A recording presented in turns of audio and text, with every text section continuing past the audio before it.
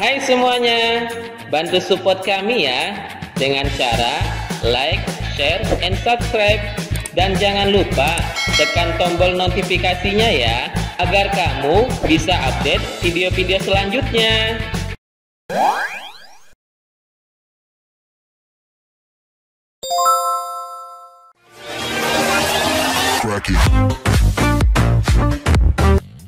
Assalamualaikum warahmatullahi wabarakatuh.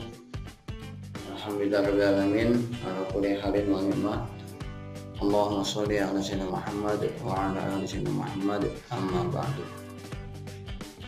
Anak-anak sekalian, alhamdulillah pada hari ini kita dapat berkumpul kembali dalam pembelajaran online, tentunya pada mata pelajaran Teknologi Informasi Komunikasi atau TIK kelas 1 SDIT Asyuriyah. Salawat dan salam selalu kita curahkan kepada Nabi besar kita Muhammad Sallallahu Alaihi Wasallam, serta keluarganya, sahabatnya. Mudah-mudahan kita semua mendapatkan syafaat darinya di yaumil qiyamah. Amin amin ya rabbal alamin. Baik anak-anak sekalian dan ayah bunda yang dirahmati Allah SWT, pada hari ini kita akan belajar dengan tema manfaat komputer dalam kehidupan sehari-hari. Oke, baik anak-anak sekalian dan ayah bunda, marilah sama-sama kita mulai pembelajaran kita dengan membaca basmalah. Bismillahirrahmanirrahim.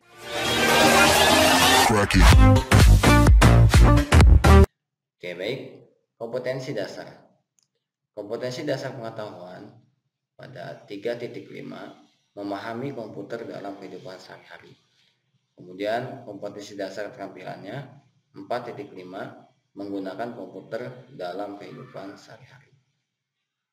Manfaat komputer dalam kehidupan sehari-hari. Pada era teknologi sekarang ini, seorang harus mengetahui apa itu komputer dan apa manfaat dalam kehidupan sehari. Karena kalau misalkan dia tidak mengetahuinya, dia akan ketinggalan zaman atau disebut dengan gaptek. Karena hampir di seluruh bidang pekerjaan, semua orang dituntut untuk dapat mengoperasikan komputer. Karena dengan menggunakan komputer dapat mempermudah dan mempercepat proses pekerjaan. Yang pertama, komputer sebagai sarana mempermudah kerja. Tentunya anak-anak sering nih diajak sama ayah bunda jalan-jalan ke mall atau ke supermarket untuk membeli kebutuhan pokok. Terlihat di sini di gambar tersebut ada seorang anak-anak beserta keluarganya sedang membeli barang, membeli makanan. Setelah mencari makanan, mencari barang yang ingin dibeli, dia langsung kemana? Iya, langsung ke kasir. Nah, di kasir dia menemukan alat hitung yang sangat canggih. Nah, inilah alat sarana teknologi yang canggih tersebut, yaitu mesin kasir. Apa sih tujuan mesin kasir ini? Yaitu berfungsi untuk membantu kinerja dalam perhitungan pembelanjaan. Coba misalkan masih dalam keadaan manual atau konvensional, masih menghitung dengan kertas, pasti sangat lama sekali, yang antri banyak, kemudian bisa terjadi resiko kesalahan menghitung. Nah, dengan adanya teknologi komputer, semua pekerjaan menjadi mudah. Kemudian kita lihat lagi, pasti sering kan kalian ke bioskop. Di bioskop juga sama, terdapat teknologi canggih untuk dapat memesan tiket yang akan kita gunakan untuk menonton bioskop. Nah, di sana sudah ada komputer yang dapat memilih tempat duduk yang akan kita tunjuk di mana ya kita mau duduk, apa misal di atas, di bawah, di tengah. Nah, itu sudah ada dengan bantuan komputer. Dengan alat inilah kasir atau resepsionis dapat membantu kita untuk memesan tiket yang akan kita tonton. Coba kalau misalkan pakai manual, kasihan kan, udah ngantrinya banyak, lama. Nah, dia pun nggak tahu yang mana bangku yang kosong, yang mana bangku yang terisi. Nah, tapi dengan komputer semua menjadi mudah. Nah, kemudian ada mesin ATM. Nah, dengan mesin ATM nggak perlu repot lagi ayah bunda untuk pergi ke bank untuk mengambil uang. Ya, misalkan tadi anak-anak diajak ayah bunda ke mall. Setelah itu mau nonton bioskop.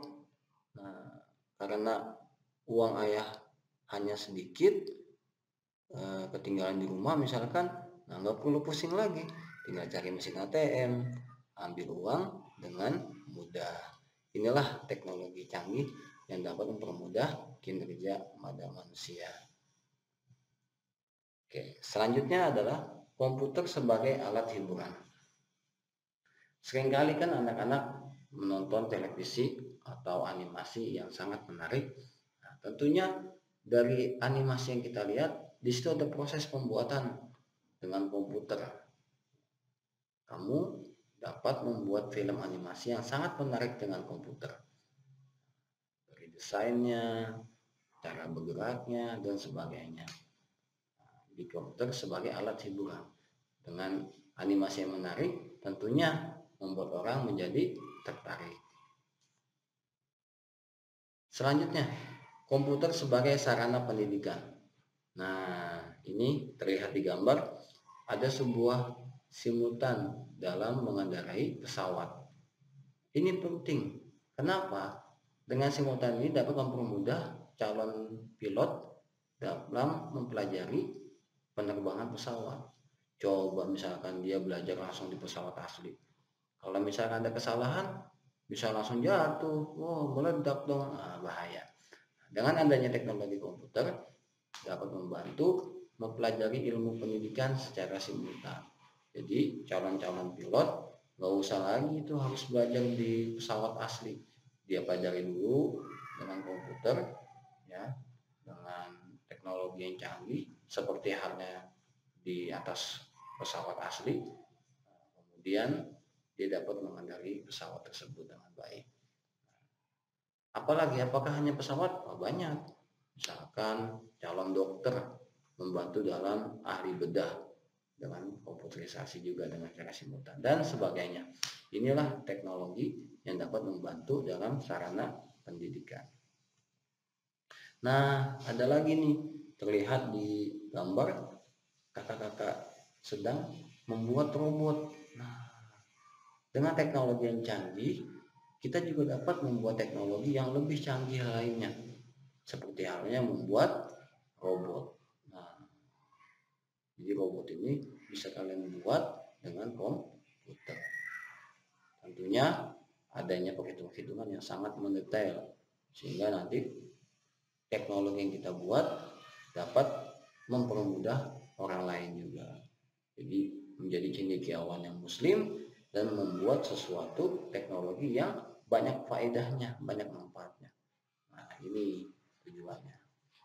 Mudah-mudahan anak-anak sekalian menjadi orang yang cendekiawan, yang muslimah, yang pintar semua, yang soleh dan soleha, yang mampu membuat teknologi yang canggih, yang berfaedah tentunya untuk kehidupan masyarakat umat bersama. Amin ya rabbal alamin. Oke, baik, itulah beberapa materi yang dapat saya sampaikan. Tentunya mudah-mudahan bermanfaat bagi kita semua. Tugas pada materi hari ini adalah kalian buat beberapa contoh manfaat komputer dalam kehidupan sehari. Tadi yang pertama dalam mempermudah kinerja. Contoh yang pertama apa?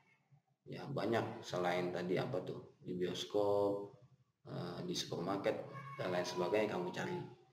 Kemudian yang kedua adalah sarana sebagai pendidikan. Apa contohnya? Ya, kamu cari. Kemudian yang ketiga sebagai sarana hiburan. Jadi ada 3 kategori alat komputerisasi yang kamu cari dalam ketiga kategori tersebut. Dikumpulkan lewat WA ya. ketik, kamu tulis di kertas saya dulu, di kertas, di foto, lalu kirim ke kelas. Ya. Insya Allah pertemuan selanjutnya kita akan mulai menggambar tentang komputer. Ya. Demikian, terima kasih. Hadza wallahu a'lam wa yafazna walhamdulillahirabbil alamin. Mari kita sempurnakan dengan membaca hamdalah. Alhamdulillahirabbil alamin. Assalamualaikum warahmatullahi wabarakatuh.